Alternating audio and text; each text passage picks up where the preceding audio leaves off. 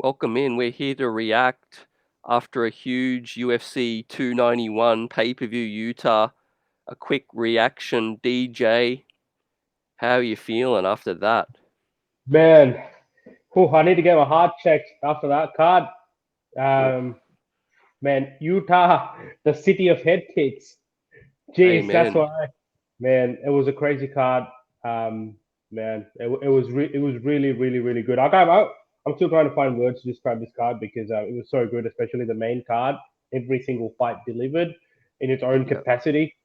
So yeah, man. Like, and to think that originally Paulo Costa was attached to this card, and then Wonder Boy and Michelle Pereira was also attached to this Yeah. card. I mean, it did. I didn't really miss those fights when the card was actually progressing, and each fight just kept getting better and better, and then the tension that built up. Man, fantastic card.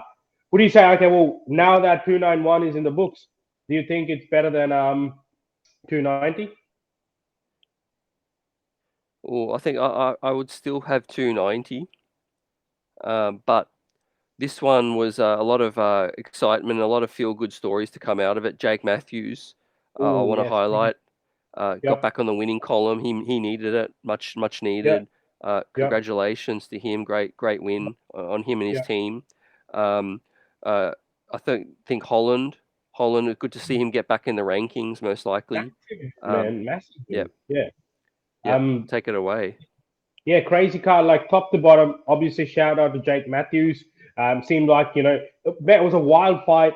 Flower was a very interesting opponent, a very game opponent. Kept the fight exciting, and exciting personality Yeah, as well. And then we had that submission in the second round. Right? Seems like it didn't take too much damage. Fingers crossed, it'll be ready for Sydney in September. Let's see how that goes. Obviously, you got to see how your body feels. You got to give time to heal. You just don't want to just rush into another fight and then be compromised. Um, Outside of that, man, everything. When the first fight of the night was a finisher submission, an armbar submission by the Maverick, and then some of the other fights in the prelims that really stood out for me. The the CJ Vergara fight was really good. It was a back and forth action packed fight. yeah, The momentum kept swinging back and forth. But then I really like the feature prelim, to be honest. Uh, Bonfim versus Trevin Giles. yeah. Man, Bonfim just made quick work. He was coming out of the one of the big stories that came out of the Dana White Contender Series last time was the Bonfim brothers, and obviously this one here, there was a welterweight fight, obviously, and man, just did quick work, man. Just treated him, kind of ragdolled him and got him down, and then just submitted him straight away, dropped the guillotine and submitted him straight away. And it was a great fight, action packed, quick night there for Bonfim. And then we go into the main card. Shit, man. The Kevin Holland. I thought Kevin Holland gave a really good account of himself, and to an extent shut his haters down as well.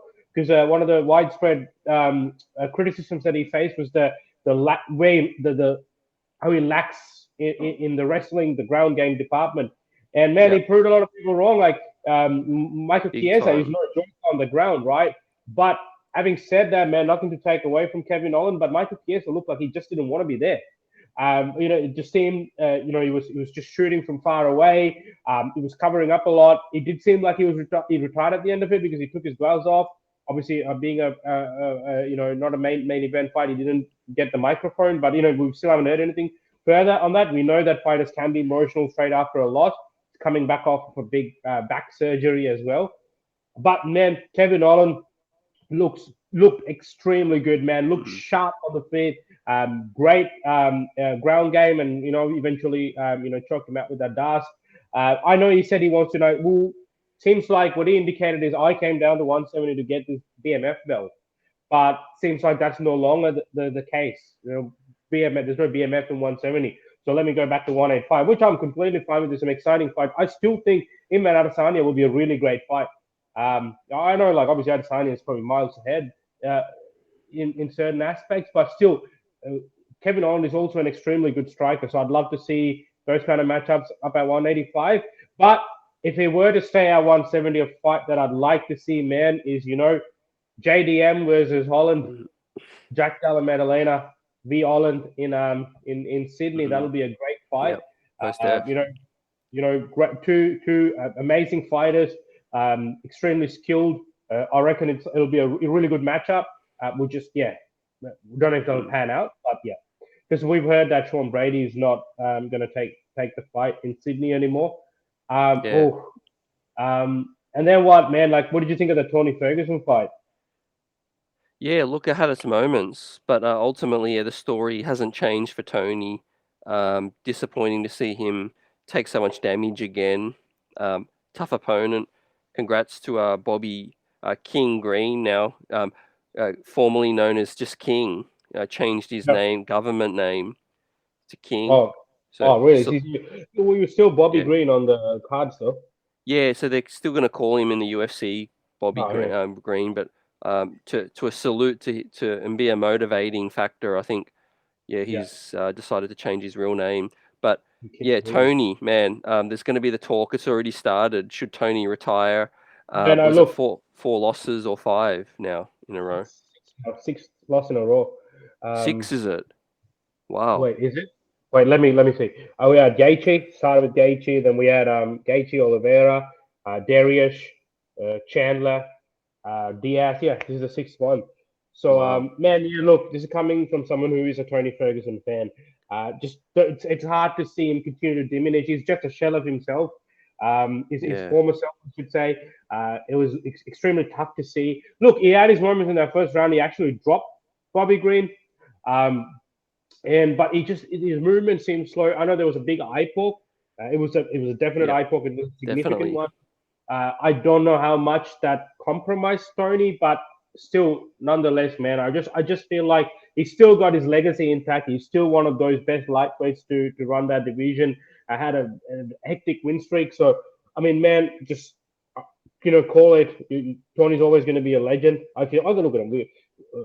We don't know what's going on, and we can't make that decision for him. But it seems like the further it goes, now we're going down the rankings, right? We're going further down the rankings, so I can't think of what else we can like. Yeah, Bobby Green is still a tough fight. It wasn't an easy fight.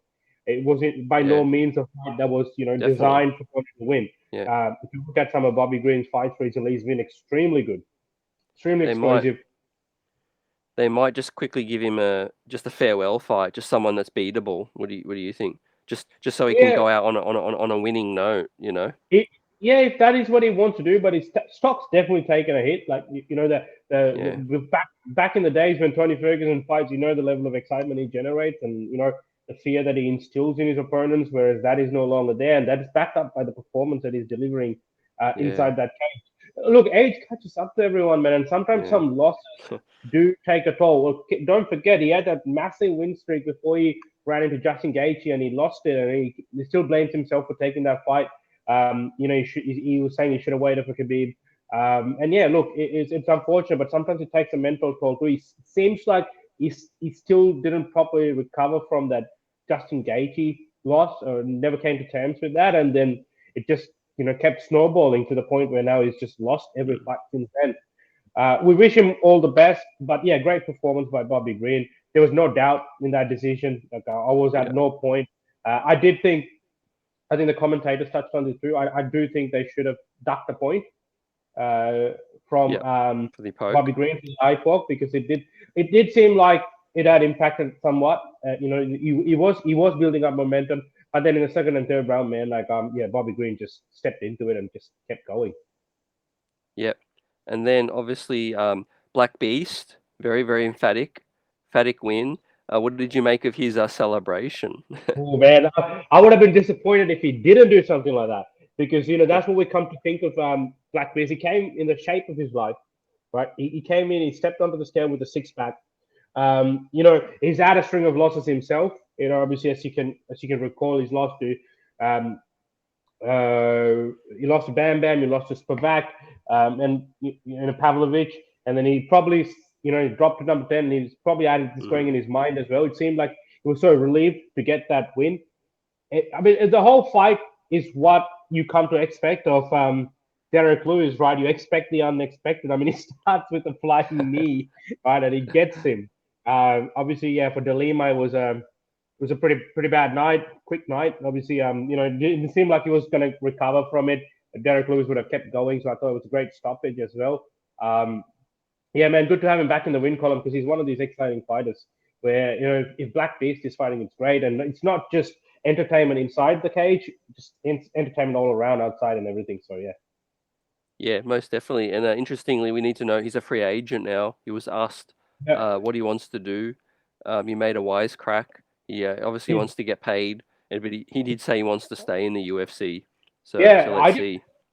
I didn't know that was his last fight on the contract. So yeah, I was quite Mm. I was quite shocked to hear that. But again, like, UFC will retain him, man. Like he's quite popular.